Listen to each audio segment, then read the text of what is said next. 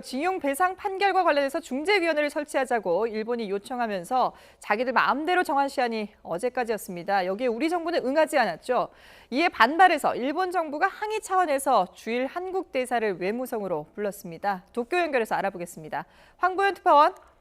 예, 도쿄입니다. 예, 자, 남관표 주일 한국 대사가 일본 외무성으로 들어갔다고요?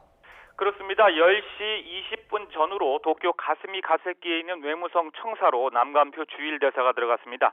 남 대사는 취재진의 질문에 별다른 반응을 보이지 않고 굳은 표정으로 외무성 4층 접견실 안으로 향했습니다. 남 대사는 여기에서 고노 외무상과 만났습니다. 만난 자리에서 취재진 앞에서 각각 1분 정도 발언이 방금 전에 있었는데요. 남 대사 발언 도중 갑자기 고노 외무상이 말을 끊고 그건 이상한 태도라고 항의를 한 다음 현장에 있던 취재 기자들을 밖으로 내보낸 것으로 전해졌습니다. 현재는 고노 외무상과 남 대사 둘이서 면담을 하고 있는 과정인데요. 고노 외무상은 이 자리에서 한국이 중재위 설치 요청에 응하지 않은 점에 대해서 공식 항의할 것으로 전해졌습니다.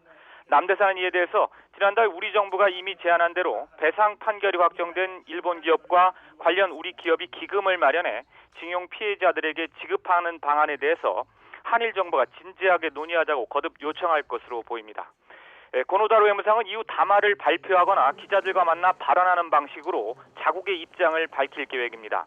고노 외무상은 강제징용 배상 판결이 1965년 한일 청구권 협정에 위반한다는 기존의 주장과 이 협정의 근거에 분쟁 해결을 위해 여러 차례에 걸쳐 협의와 중재위 구성을 요청했는데 한국 정부가 응하지 않은 것은 잘못이라고 주장할 것으로 보입니다.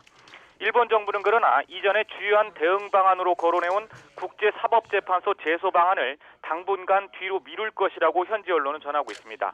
제소를 해도 역시 우리 정부가 응하지 않으면 국제재판이 열릴 수가 없어 당장 실익이 없다고 판단한 것으로 보입니다.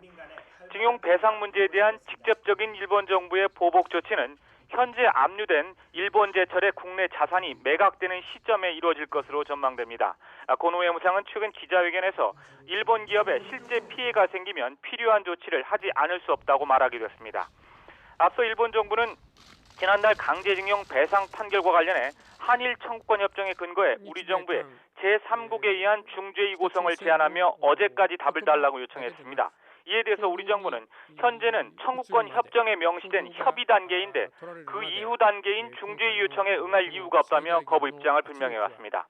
일본 정부가 우리 정부의 거절에도 불구하고 중재위 구성에 의미를 부여해온 것은 국제사회에 한국이 협상에 응하지 않는다고 주장하며 추가 보복 조치를 정당화하기 위한 명분 축적으로 분석됩니다.